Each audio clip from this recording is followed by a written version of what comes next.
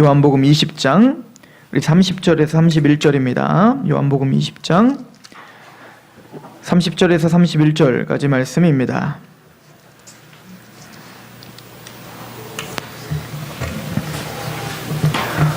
요한복음 20장 30절에서 31절 제가 봉독해서 올려드릴 때 하나님의 음성으로 받으시길 소망합니다.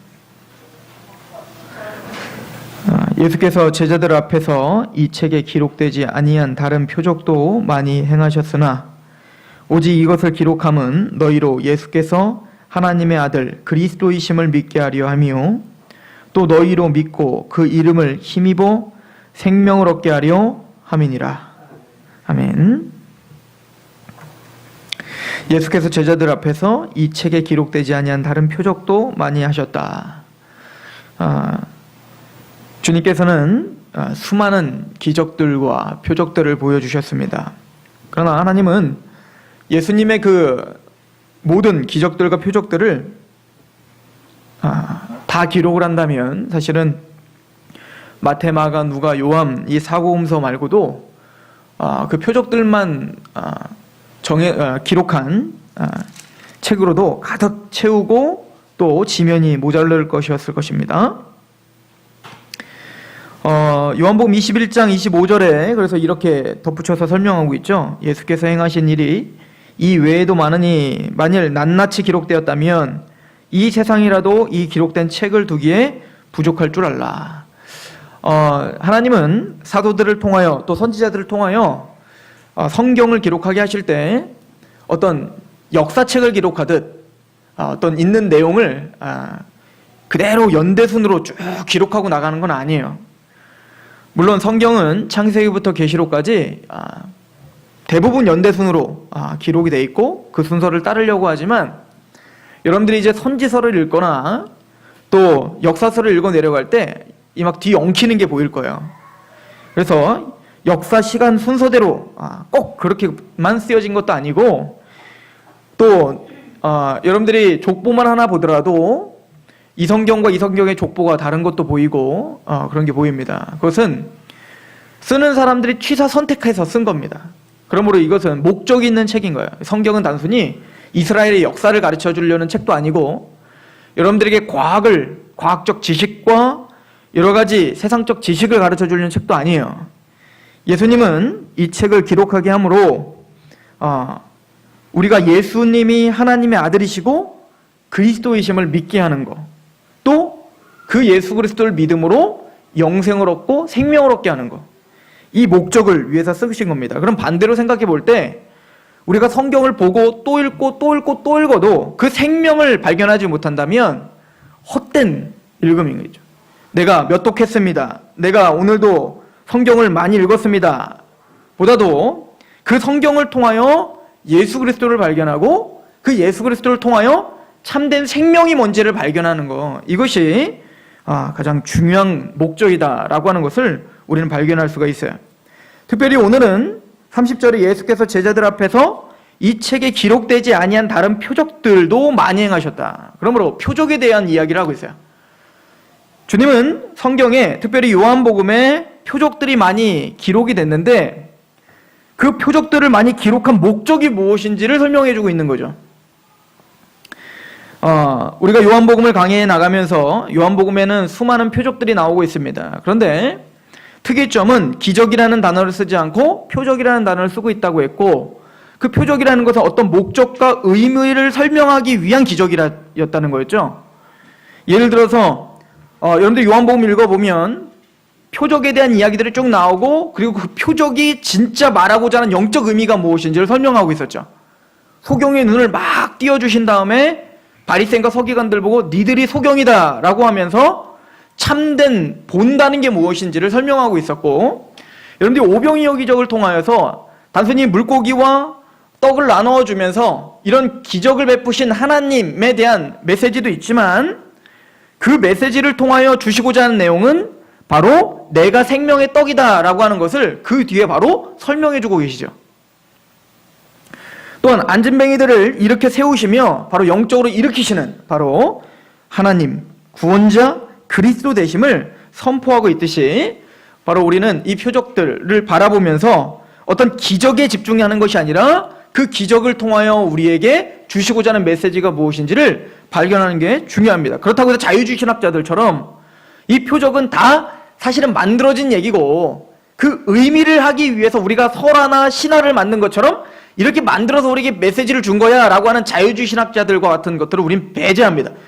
예수님은 실제적으로 표적을 일으켰고 기적을 일으키셨고, 그런데 그 기적은 단순히 기적의 이 땅에서의 어떤 기적, 이 땅에서의 어떤 만족감을 주기 위한 기적이 아니라 그 기적을 통해서 영원한 기적이 무엇인지, 진짜 기적이 무엇인지를 우리에게 설명해 주시기 위함이라고요.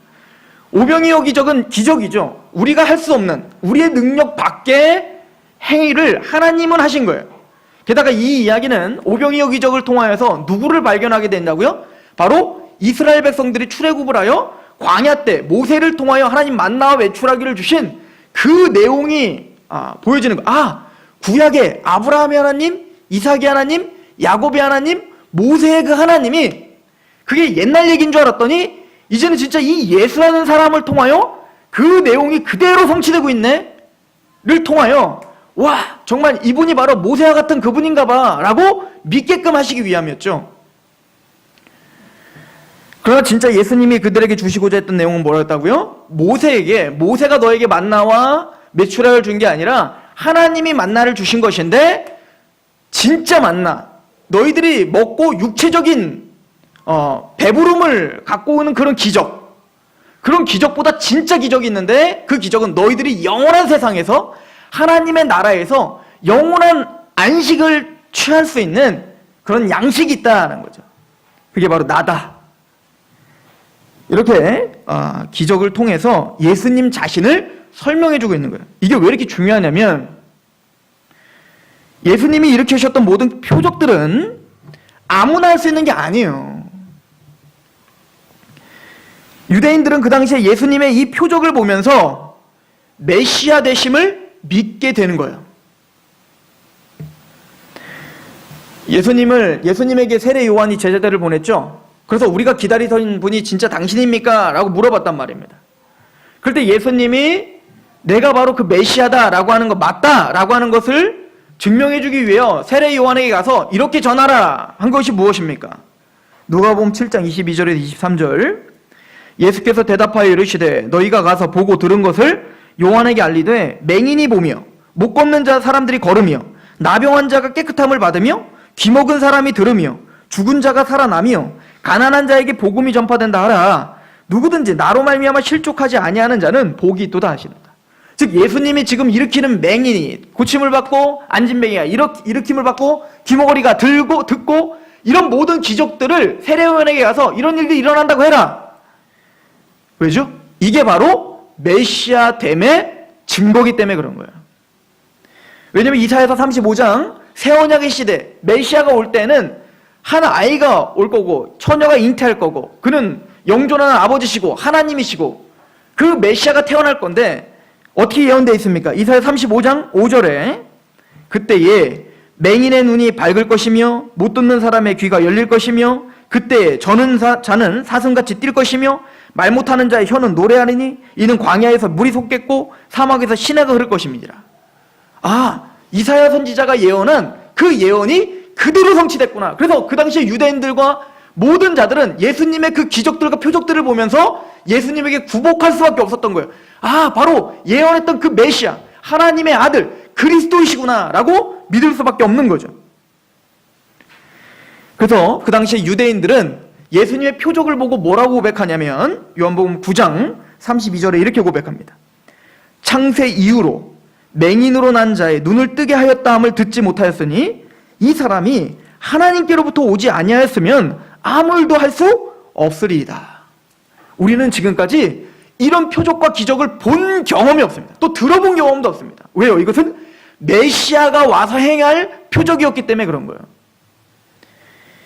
이 표적은 아무렇게나 할 수 있던 표적이 아닙니다. 또 오늘날도 계속 되풀이되는 표적도 아닙니다. 예수님은 믿지 않는 자들 앞에서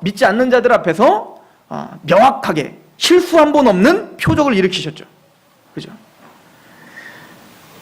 뭐 표적을 당하는 사람의 믿음이 있으면 고쳐지고 믿음이 없으면 안 고쳐지는 거 아니었어요. 예수님은 믿음이 없는 자를 고치십니다. 또 믿지 않는 사람이 많다고 해서 못 고치는 것도 아니에요. 예수님은 믿지 않는 사람들에게 바로 자신이 하나님이시고 메시아시며 하나님의 아들 되심을 선포하기 위하여 믿지 않는 불신자들 앞에서 그 표적을 일으키셨어요. 오늘날 일어나고 있다는 그런 신비주의와는 전혀 성격이 다릅니다. 백성들은 예수님이 메시아 되심을 부인할 수가 없었던 겁니다. 또한 예수님의 이 표적은 예수님의 하나님 되심과 그리스도 되심을 선포할 뿐만 아니라 하나님의 나라가 이 땅에 이미 도래했다라고 하는 표적입니다. 마태복음 12장에 보시면 예수님께서 귀신을 쫓아내시는 장면이 있죠. 귀신을 쫓아내시고 이것도 기적이죠. 많은 사람들이 와서 네가 바알세불의 힘을 빌려 귀신을 쫓아낸다 라고 선포하니까 예수님께서 말씀하시기를 마태복음 12장 28절에 그러나 내가 하나님의 성령을 힘입어 귀신을 쫓아내는 것이면 하나님의 나라가 이미 너희에게 임하였느니라. 예수님의 이 표적을 통하여 하나님의 나라가 이미 이 땅에 임하였음을 선포하고 있는 거예요. 예수님은 바로 그 왕이시고 그 왕이신 예수님이 바로 이 땅에 임하심으로 하나님의 통치, 하나님의 나라가 이미 이 땅에 임했다라고 하는 것에 대한 표적이었던 거예요. 단순히 기적을 베풀고 내가 기적을 통하여 잘 먹고 기적을 통하여 육체가 낫고 기적을 통하여 뭔가 이득을 본 거, 유익을 본 거에 감격한 게 아니라 그것을 통하여 뭡니까? 하나님의 나라를 봤어야 됐고 그것을 통하여 바로 예수 그리스도가 하나님 되심, 그리스도 되심을 봐야 했다는 얘기입니다. 또한 이 표적은 예수님이 바로 모세와 같은 그 선지자였음을 증거하고 있는 표적이었어요. 아까도 제가 잠시 설명했지만 예수님의 이 표적 사역을 보면 두 사람이 딱 생각납니다. 유대인들은 바로 두 사람이 딱 생각나게 돼 있어요. 바로 모세와 엘리야입니다. 즉 여러분들이 나중에 구약을 한번 읽어보시죠. 모세가 일으켰던 기적들과 엘리야가 일으켰던 기적들을 한번 잘 보세요. 그리고 예수님이 공생애 중에서 행하셨던 기적들과 한번 매칭을 시켜보세요. 얼마나 비슷한지를. 그 얘기는 예수님께서 그래서 변화산상에서 또 뭐요? 모세와 엘리야가 나타나잖아요. 즉 뭡니까? 모세는 율법의 상징입니다. 또 그 엘리야는 선지자의 상징이에요. 즉 구약과 이 율법과 선지자, 즉 구약 전체의 성취되심, 그분 모세를 통하여 엘리야를 통하여 선포하신 그 메시지와 그들이 베풀어줬던 모든 기적들의 성취되심이 누구라는 거예요? 바로 예수 그리스도라는 거예요. 이거를 가르쳐주기 위함이었다는 거죠. 모세는 대단히 중요한 사람입니다.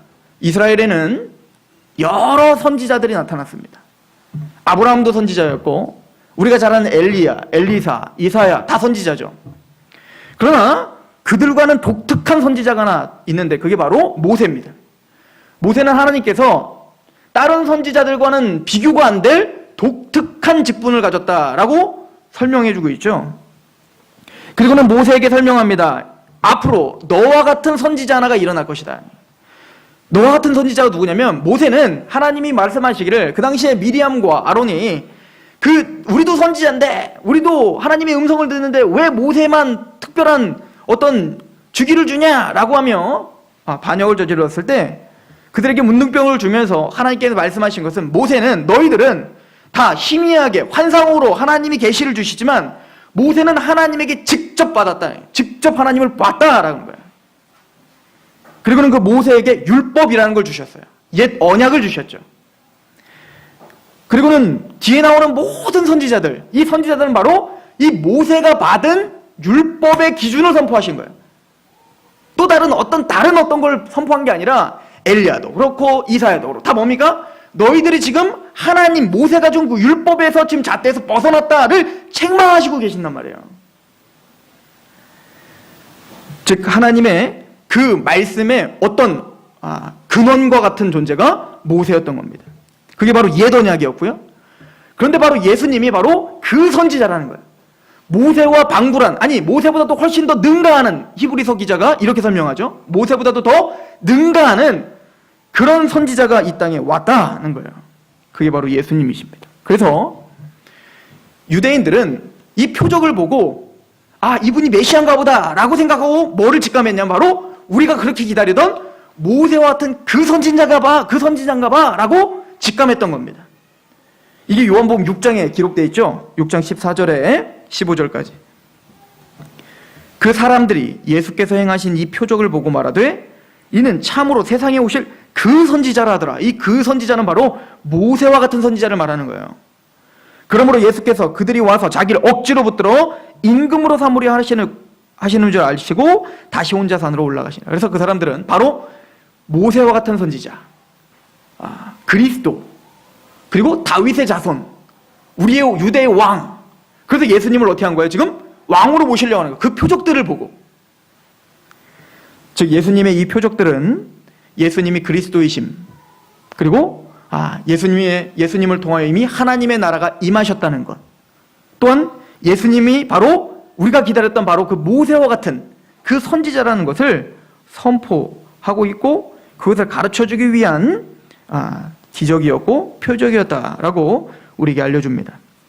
예수님의 그 선지자라고 하는 것은 유일무이하고 독특하시며 이제는 반복함이 없는 선지자인 거예요. 그래서 이걸 뭐라고 표현하고 있냐면 아예 예수님은 말씀 자체셨다라고 하죠. 마태복음 11장 25절에 그때 예수께서 대답하여 이르시되 천지의 주제이신 아버지여 이것을 지혜롭고 슬기 있는 자에게 숨기시고 어린아이들에게는 나타내심을 감사하나이다. 옳소이다. 이렇게 된 것이 아버지의 뜻이니이다. 내 아버지께서 모든 것을 내게 주셨으니 아버지 외에는 아들을 아는 자가 없고 아들과 또 아들의 소원대로 계시를 받는 자 외에는 아버지를 아는 자가 없느니라. 다른 선지자와는 다른 거예요. 예수님은 하나님의 아들로서 영원 전부터 하나님을 뵙고 하나님과 함께 계셨으며 동일하신 하나님이셨단 말입니다. 그래서 예수님 자체가 하나님이셨어요. 그래서 우리는 예수님을 통해서 누구를 볼 수 있습니까? 하나님을 명백하게 볼 수 있는 겁니다. 그래서 예수님은 말합니다. 너희가 나를 본즉 하나님 아버지를 보았다. 내가 곧 길이요 진리요 생명이니 나로 말미암고는 아버지께로 올 수 없다 라고 말씀하시고, 사도 요한은 이것을 뭐라고 합니까? 태초에 말씀이 계셨는데 그 말씀이 우리와 함께 하나님과 함께 계셨으니 그 말씀이 하나님이셨다. 즉 그분은 단순히 선지자일 뿐 아니라 그분 자체가 계시였고 그분 자체가 말씀이셨다. 그러므로 그분을 알고 그분을 배워가는 것은 단순히 어떤 성인을 배우는 게 아니라 하나님을 아는 거예요. 바로 그 표적들이 이 모든 진리를 담고 있었던 거예요. 그래서 우리가 알듯이 그 당시의 무리들과 제자들도 그 표적들을 보고 예수님을 쫓기 시작했죠. 그 예수님이 바로 그 선지자라는 거, 다윗의 왕이라는 거, 또 바로 그분이 하나님의 아들이라는 거, 그리스도라는 거, 이거를 막 고백하며 다녔다고요. 우리가 알고 있듯이 종려나무 가지를 흔들고 예수님이 예루살렘에 입성할 때 호산나 다윗의 자손이요, 이 얘기 뭐예요? 지금까지 우리가 설명한 그 모든 성취이십니다 라고 고백했다고요. 그러나 우리가 요한복음을 통해서 반복적으로 알게 된 것처럼 그 고백은 메시아, 그리스도, 하나님의 아들, 그 선지자라고 하는 참된 의미를 이해하지 못한 고백이었어요. 그래서 요한복음 2장 23절에 6월절에 예수께서 예루살렘에 계시니 많은 사람이 그의 행하시는 표적을 보고 그의 이름을 믿었어요. 그분이구나. 믿었다고요. 와, 예수님은 정말 능력이 있구나. 하나님이시구나. 그 아들이시구나. 다 믿었다고요. 예수는 그의 몸을 그들에게 의탁하지 아니하셨으니 이는 친히 그 모든 사람을 아심이요. 왜? 그들의 고백이 진짜 고백이 아니라는 걸 아시는 거예요. 이 얘기는 단순히 유대인과 그 당시의 제자들만의 문제가 아니라 우리들의 문제임을 반복적으로 설명했습니다. 저와 여러분들이 예수님을 믿고 예수님은 바로 하나님의 아들이십니다라는 고백을 하고 있죠.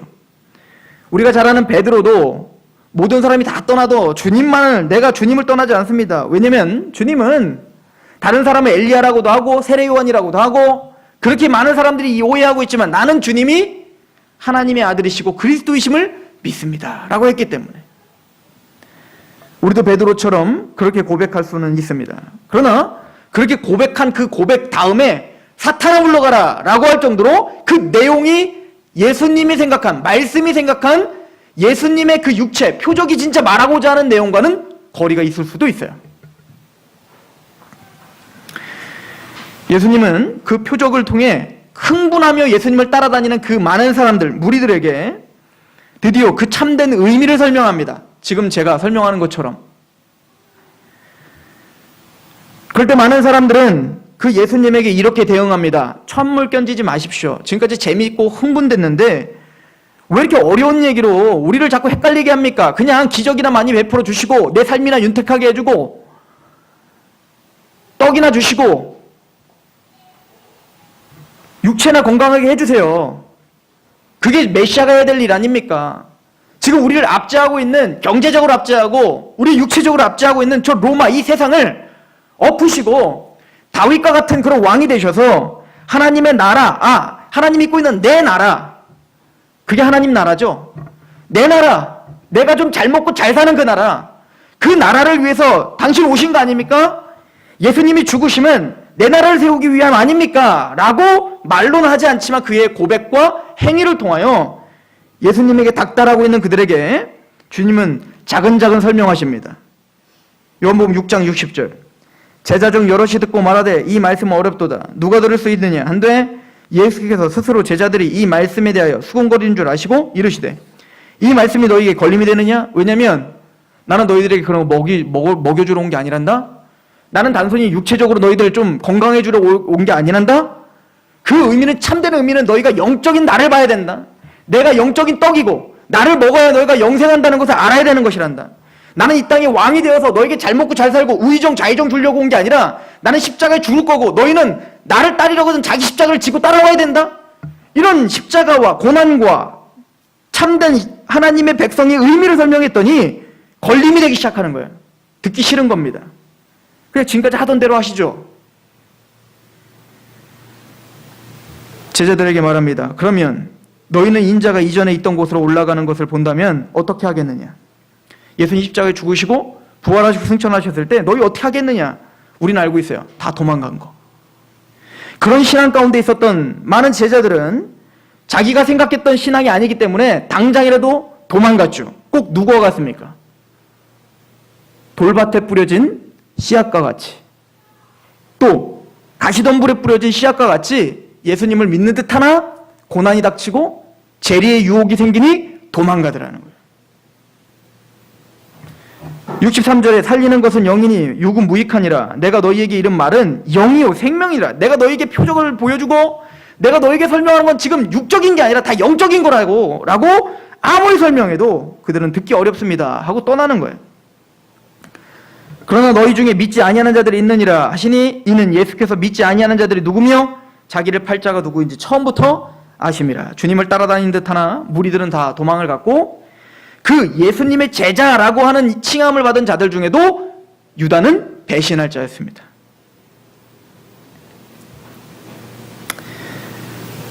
우리는 요한복음 전체를 통하여서 우리도 이 무리들과 아직 거듭나지 못한 제자들의 모습이었음을 고백했습니다. 그런데 오늘 본문의 핵심은 그것입니다. 표적을 보고 예수 그리스도에 대한, 그리스도 하나님의 아들이라는 그 고백을 하고 있지만 그 내용을 잃어버렸던 자들에게 주님께서는 그 내용을 채우시기를 원했고, 또 3년 반 동안 따라다니면서 예수님 십자가에 죽으시고 부활하신 이후에 이제는 지금 제자들에게 나타나 마지막 50일 동안 있으시면서 최종적으로 그 제자들에게 하시고 싶었던 게 뭐냐면 그 내용을 제대로 완성시켜서 주기를 원했던 거예요.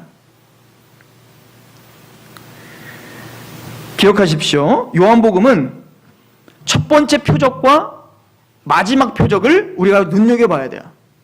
첫 번째 표적은 갈릴리에서 일어났죠. 가나안 혼인잔치에서 물을 포도주로 변화시킨 사건입니다.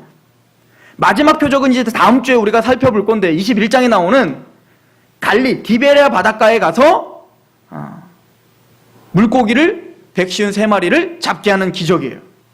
다 어디서 일어났죠? 갈릴리에서 일어났어요. 또 중요한 것은 그 표적이 일어나기 전에 그 앞에서 제자의 고백을 받아내시는 장면이 동일하게 있습니다. 갈릴리 가나안 물을 포도주로 바꾸는 그 표적 전에 나다나엘을 부릅니다. 나다나엘을 불러서 그 나다나엘이 네가 뭐가 나무 밑에 있을 때부터 내가 너를 알았다. 즉 예지하시는, 그죠? 하나님 모든 걸 아시는 것을 하나님 되심을 선포했을 때 나다나엘이 고백한 게 있어요. 요한복음 1장 49절에 나다나엘이 대답하되 랍비요 당신은 하나님의 아들이시오 당신은 이스라엘의 임금이로다. 요한복음의 시작과 표적, 첫 번째 표적에서 나다나엘 제자가 고백한 그 고백은 아주 정확한 고백이죠. 당신은 하나님의 아들이시오 당신은 이스라엘의 임금입니다. 지금까지 설명한 그 메시아, 하나님의 아들 그대로 잘 고백한 겁니다. 그러나 마지막 표적, 이 갈릴리 사건 전에 하나님은 도마에 의해서 마지막 고백을 받아내십니다. 도마가 대답하여 이르되, 요한복음 20장 28절, 도마가 대답하여 이르되 나의 주님이시오 나의 하나님이십니다. 저는 요한복음이 첫 번째 표적들과 마지막 표적 그 첫 번째에 하나님을 향한 주되심과 하나님 되심의 고백이 같이 있다는 것에 대해서 우리가 좀 눈여겨봐야 될 줄로 믿어요. 그리고 그 중간에는 베드로가 고백하는 장면이 나오죠. 당신은 살아계신 하나님의 아들이시오 그리스도이십니다.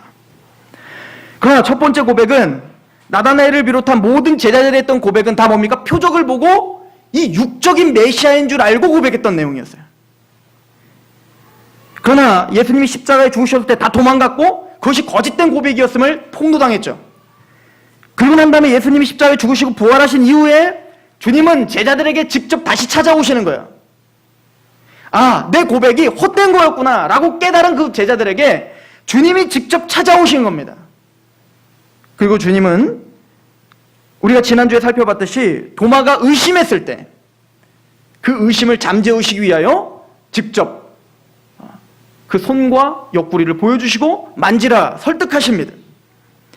그리고 마침내 도마에게 십자가에 죽으신 그분, 처절하게 죽으신 그분, 우리가 생각했던 그 승리하는 메시아가 아니라 이 땅에서는 죽으신 그분이 바로 이렇게 부활하시는 거구나. 그 영적 진리를 알게 하시는 거예요. 그리고 도마에게 뭡니까? 당신은 진짜 나의 주님이시고 진짜 나의 하나님이십니다 라는 그 내용이 듬뿍 담긴 고백을 받아내시고야 말더라는 거예요. 어찌 보면 요한복음이 우리에게 주신 메시지는 그것입니다.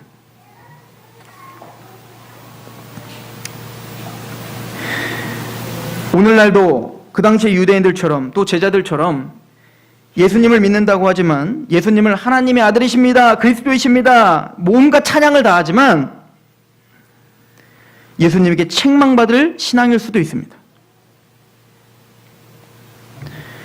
마태복음 11장 20절부터 24절에 예수께서 권능을 가장 많이 행하신 고을들이 회개하지 아니하므로, 예수님이 권능을 많이 행하셨지만 그 권능에 취해서, 그 기적에 취해서 진짜 그 기적의 의미와 예수 그리스도의 십자가의 의미를 이해하지 못하고 단순히 그 현상에 목말라하며 나의 어떤 만족감을 위해서 우상 숭배하고 있는 자들, 주님은 그들을 책망하시되 화 있을진저, 고라시나 화 있을진저 베세다야, 너에게 행한 모든 권능을 두로와 시돈에서 행하였더라면 그들이 벌써 베옷을 입고 제에 앉아 회개하였으리라. 내가 너에게 이르노니 심판날에 두로와 시돈이 너희보다 견디기 쉬우리라. 가버나움아, 내가 하늘에까지 높아지겠느냐? 음부에까지 낮아지리라.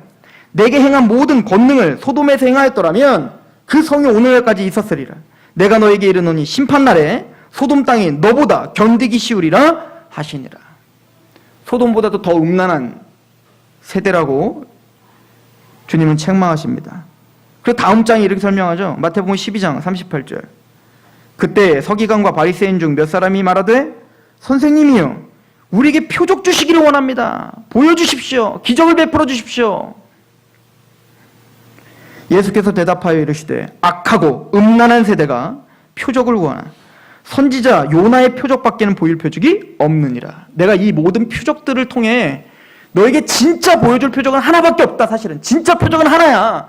내가 안진뱅이를 일으키고 소경이 눈을 뜨고 귀머리가 듣고 죽은 자가 일어나고 이 모든 사실은 그게 진짜가 아니라 내가 진짜 너에게 보일 표적은 하나밖에 없어. 예수님 십자가에 죽으시고 부활한 것. 이게 바로 요나의 표적이죠. 그러나 오늘날도 이 음란한 세대와 같이 주님이 이미 표적을 통하여 우리에게 알려주신 그 예수님의 십자가를 등한시하고 우리의 만족을 위하여 그 예수님을 이용하려고 하는 자들만 있다면 그 신앙을 다시 한번 점검해 봐야 될 줄로 믿습니다.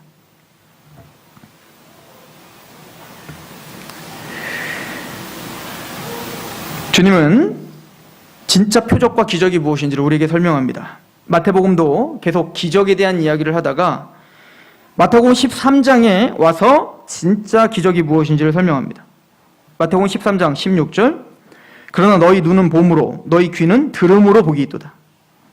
지금 소경이 눈을 뜨고 귀머리가 듣게 하는 여러 가지 기적들과 여러 가지 어떤 표적들을 행하신 이후에 주님께서 말씀하시는 거야.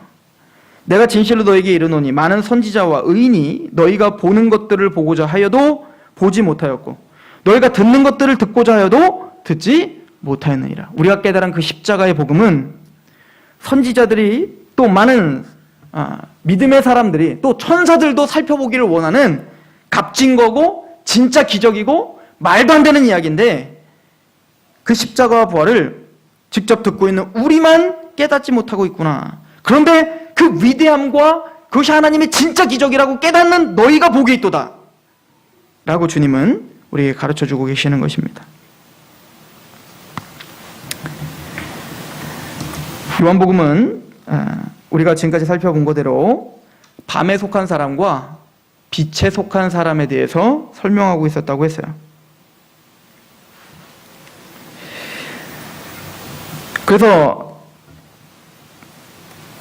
예수님을 따라다니는 듯하나 예수님의 십자가와 부활을 보고도 깨닫지 못하고 다시 그물을 던지러 세상에 다시 업으로 전락했던 그 제자들이 밤새워 그물을 던졌지만 헛고생이었음을 보여주고 있습니다. 즉 밤의 사람으로서 자기의 생각과 자기의 노력과 자기의 방법으로 세상 일을 최선을 다해서 하지만 그것이 빛의 사람으로 변화시키지 못하고 하나님을 기쁘게 하지 못함을 설명해주고 있죠. 또한 아무 열매도 맺지 못함을 설명해주고 있습니다. 그래서 요한복음 전체에 밤에 속한 사람들의 특징이 무엇인가를 설명했어요. 바로 지금처럼 표적을 보고도 그 표적 자체에만 관심을 갖지 진짜 예수 그리스도에 관심이 없는 자들, 또한 바리새인과 서기관들처럼 자신이 행함과 자신의 어떤 노력과 사람들의 칭찬과 명성, 사람들에게 인정받는 거에만 목이 마른 그 사람들이 다 밤에 속한 사람들임을 폭로하고 있는 거예요. 그러면 우리는 누굽니까? 그렇게 자기 중심, 아집을 갖고 살았던 니고데모가 예수님을 만나 거듭나서 예수님의 빛이 들어와 보는 자가 됐고 이제는 예수님의 십자가와 부활을 발견하여 마침내는 예수님이 십자가에 죽으셨을 때 장례를 치는 자리에 같이 있었던 니고데모처럼 우리는 빛에 속한 자녀다운 열매들이 나타나야 된다는 것이죠. 이 요한복음의 어떻게 보면 핵심입니다. 그리고 에베소서 5장은 바울이 바로 예수님의 이 빛에 속한 사람들에 대한 모티브를 사용하여서 이렇게 우리에게 설명합니다. 에베소서 5장을 한번 보세요. 5장 1절부터 봅니다.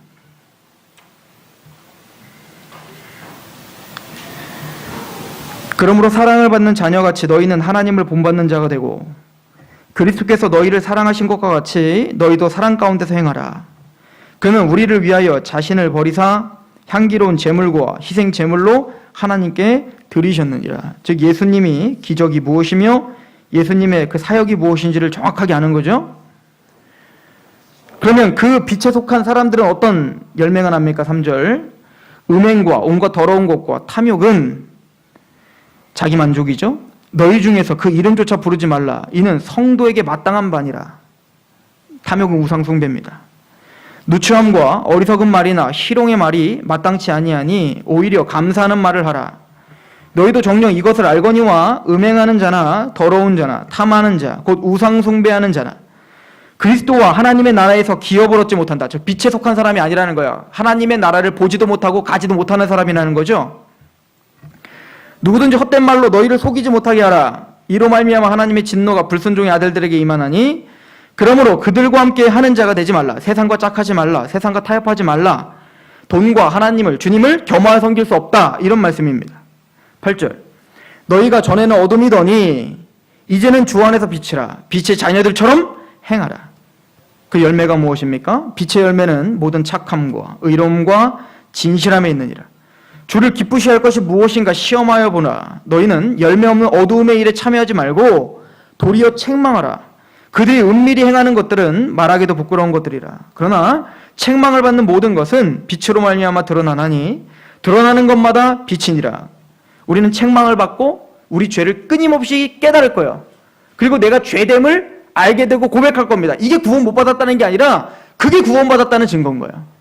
구원이란 빛이 들어오면 자꾸 책망을 받고 깨닫게 될 거라는 거예요. 아, 이것도 죄였구나. 이것도 죄였구나. 그리고 세상 옛사람의 구습을 자꾸 벗어버리려고 하는 열매들이 우리에게 나타나는 겁니다. 이게 배치의 사람들의 열매인 거예요. 이게 살아있는 거예요. 이게 생명 있는 사람의 특징입니다. 14절 그러므로 이르시기를 잠자는 자여 깨어서 죽은 자들 가운데서 일어나라. 그리스도께서 너에게 비추시리라 하셨느니라. 우리는 빛의 자녀들입니다. 요한복음에 설명한 십자가를 이해하고 십자가의 길을 따르려고 하는 세상의 편한 길과 넓은 길을 버려버리고 예수님의 좁은 길을 쫓아 살려고 하는 빛의 자녀들입니다. 그리고 그 과정을 통하여 저와 여러분들이 오직 예수님만 의지하는 자가 되길 소망합니다. 그래서 요한복음 전체는 예수님을 의지하지 않고 내 욕심, 내 계획, 내 비전, 내 나라 이것과 상충되게 나는 보지 못합니다. 나는 걷지 못합니다. 나는 주님 없이 아무것도 할 수 없습니다라고 주님만을 매달렸던 그들이 바로 천국을 소유한 자요 그들이 빛의 사람이었음을 우리에게 가르쳐주고 있는 것이 바로 요한복음인 것이죠. 저와 여러분들은 바로 그런 빛의 자녀들로 초청을 받은 것이죠. 저는 예수님을 섬기고 있는 저와 여러분들이 또 복음을 알고 있다는 저와 여러분들이 빛으로 나오셔서 예수님의 십자가를 이해하시고 예수님이 가셨던 길을 묵상하시는 진지한 크리스찬이기를 소망합니다. 또한 그 길을 가면서 예수님의 유대 왕 되심, 예수님의 그리스도 되심, 예수님의 하나님 되심이 무엇인지를 우리의 삶을 통해 세상에게 알려주는 너희가 원하는 너희의 만족을 채워주는 그런 메시아가 아니라 영적인 만족과 영적인 나라를 완성시키신 우리의 하나님이시다라는 것을 우리의 삶을 통하여 보여주는 빛의 사람들이길 소망합니다. 기도하겠습니다. 주님, 하나님께서 우리에게 행하신 일들을 생각합니다. 예수님을 통하여 우리에게 보여주신 그 모든 표적들을 통하여 예수님이 하나님의 뜻을 이 땅에서 어떻게 성취하셨는지를 봅니다. 율법이 육신이 연약하여 할 수 없는 그것을 오직 하나님의 아들이신 죄 없으신 예수님은 하실 수 있으셔서 우리를 대신한 저주를 십자가에서 받으시고 또 십자가에서 완성한 그 율법의 완성됨 하나님의 의를 우리 것이라 해주심을 감사합니다. 우린 그걸 믿음으로 의롭다움을 받은 자들입니다. 그리고 이제는 그 예수 그리스도를 그 십자가를 바로 이해하는 빛의 자녀들입니다. 이제는 빛의 자녀들답게 열매를 맺을 수 있도록 우리를 붙잡아 주시옵소서. 예수님의 표적과 기적을 통하여서 내 만족을 채우고자 하는 신앙에서 이제는 하나님의 만족과 예수 그리스도의 만족을 또 예수님이 기뻐하셨던 그 순종의 기쁨이 무엇인지를 배워가는 그런 좁은 길을 걸어가는 참된 제자들이 되게 하옵소서. 우리의 믿음 없음을 책망하시지 않고 그 믿음 없음을 도와주시고 설득하시고 마침내는 제자들에게 의미 있고 내용이 듬뿍 담긴 그 고백을 받아내시고야만은 하나님의 견인이 우리에게 있는 줄 믿습니다. 믿음의 주요 온전케 하시는 예수 그리스도를 바라보니 주님이시여 우리를 불쌍히 여겨 주옵소서. 우리는 아무것도 할 수 없고 오직 하나님만이 우리의 믿음도 우리의 삶도 우리의 생각도 우리의 의지도 바꾸실 수 있습니다. 예수 그리스도의 이름으로 감사하며 기도하옵나이다. 아멘. 우리 찬양합시다.